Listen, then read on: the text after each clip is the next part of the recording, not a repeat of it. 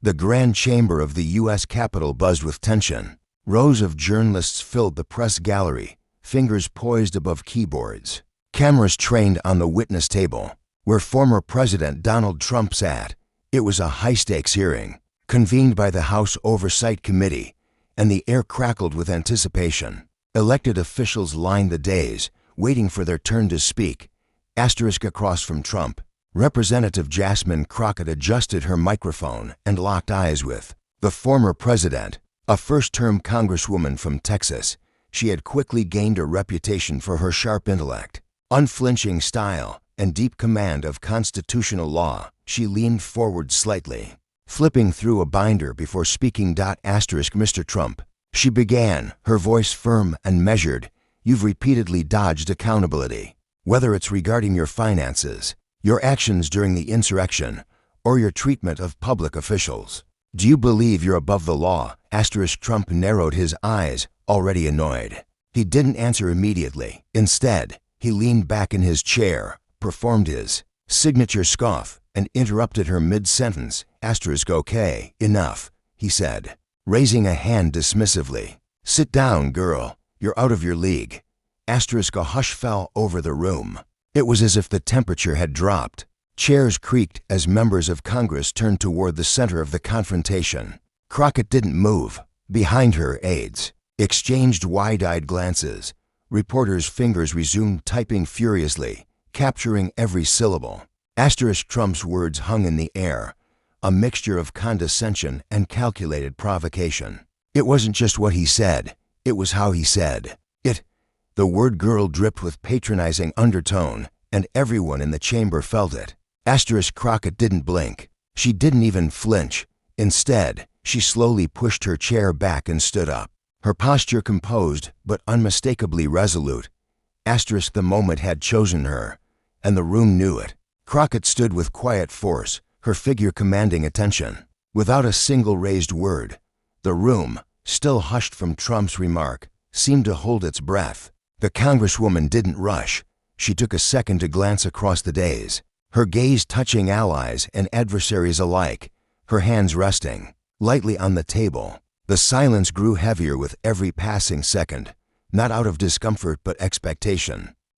When she finally spoke, her voice was steady, rich with restrained power. Mr. Trump, she began, enunciating each word like a legal brief delivered with moral clarity. I was not sent here to be belittled, disrespected, or diminished by anyone, least of all by a man who built his legacy on bankrupting companies and bulldozing decency. Her tone wasn't angry, it was precise, her cadence sharpened with each sentence, not unlike a cross-examination in a courtroom. You called me girl, as if I were standing on this floor by accident. Let me educate you. I am a duly elected representative of the people of Texas. I earned my seat. I earned my law degree. I earned every bit of respect that comes with both. I am not your girl. I am a black woman in Congress, and I will not be spoken to like a misbehaving child in a country I help govern. A few murmurs rippled through the crowd. Onlookers leaned forward. Phones lit up as staffers texted updates. Trump, unusually still, sat back slightly, eyes narrowed in a mix of annoyance and calculation. He hadn't expected resistance, certainly not like this. And let's be clear, she continued, her voice rising just slightly, when men like you say sit down, what you really mean is be quiet. What you really fear is the sound of a woman, especially a black woman with power, principles, and a platform. Now the murmurs turned to audible affirmations from her colleagues behind her. A few nodded. One clapped once before catching himself. Crockett glanced briefly at the chairperson, then back to Trump. You don't get to silence me with a word. Not today, not ever. She didn't sit back down immediately. She stood there a moment, longer, eyes locked on Trump's, as if to underline the point not just for him, but for every person watching on television, online, and in the annals of congressional history. No one spoke. No one needed to. Across the nation, the moment exploded like a thunderclap. The clip of Representative Jasmine Crockett's reply hit social media within minutes. First as shaky live stream captures from inside the hearing room, then as official footage, cut and posted by media outlets with captions like "Watch. Representative Crockett shuts down Trump with fiery response, and I am not your girl. Crockett goes viral." Asterisk on Twitter now X the hashtag #StandUpGirl surged to the top of trending lists within the hour. It was joined by others, #Crockett Clapback, #Respect Black Women, and #NotYourGirl. Influencers reposted the video. Activists praised her poise and courage. Celebrities added commentary, some with admiration, others with open disbelief that the confrontation had even happened on such a stage. Cable news channels cleared space in their lineups to air the full exchange, often replaying Crockett's response in slow motion. Her words turned into text overlays. "You don't get to silence me with a word." In college dorm rooms and union halls, nail salons and barbershops, classrooms and kitchens, Americans watched and rewatched the moment. Some cheered, some debated, others simply stared, struck by the rawness of it, the unfiltered confrontation between power and resistance, legacy and uprising, old rules and new voices. On TikTok, young women, particularly young black women, started stitching the clip with their own stories. Some recited Crockett's words, others shared times they, too, had been dismissed, interrupted, talked down to. The moment resonated far beyond politics. It was personal. News pundits weighed in with varying degrees of bias. Conservative commentators accused Crockett of grandstanding. Some tried to downplay Trump's comment, calling it an offhand phrase.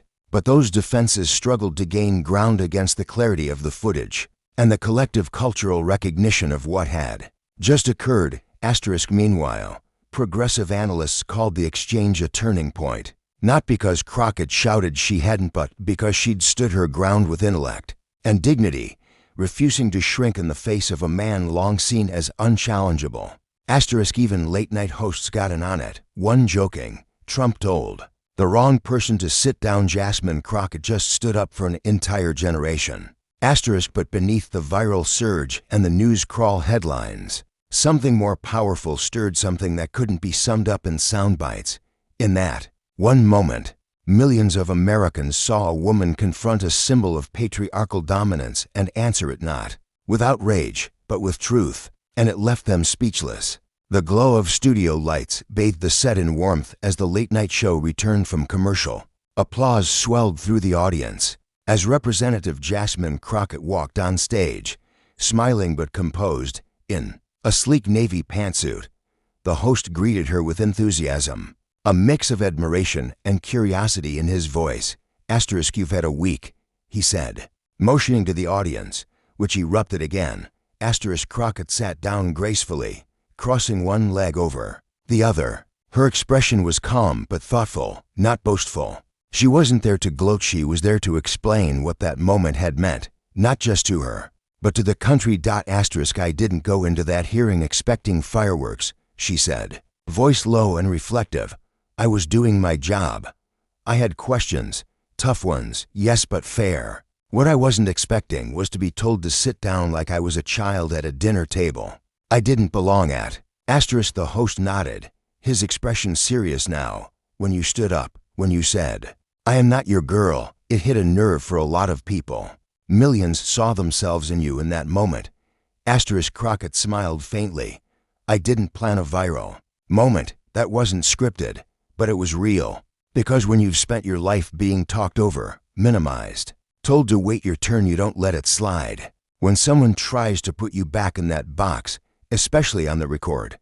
The audience clapped again, not loudly, but with weight, acknowledging the depth of what had happened. The host leaned forward. "What's been the response like for you personally?"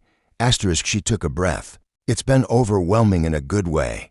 I've heard from young girls, from elders, from women who never saw someone talk back to power that way without losing control. I heard from teachers, lawyers, janitors, nurses, people who've been told to sit down, girl, their whole lives. I guess what I said, it wasn't just about me. It was about all of us who've had to fight twice as hard just to be in the room, and then still get told we don't belong there." Crockett paused, eyes briefly glancing toward the studio audience. Asterisk, I didn't say what I said to make headlines. I said it because someone had to. Because silence isn't strength when the moment demands you speak.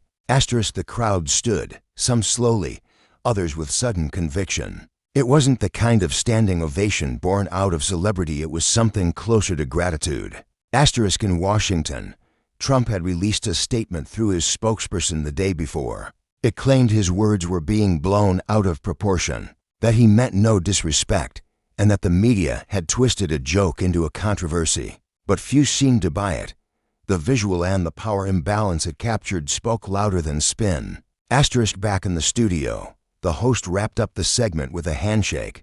Representative Crockett, thank you for not sitting down. Asterisk, she smiled, rising from her chair, wasn't planning on it. Asterisk, the audience roared, the camera pulled back, and across living rooms and screens all over America, viewers sat with the weight of what they'd witnessed. Not just a political moment, but a cultural shift forged in 5 unflinching words.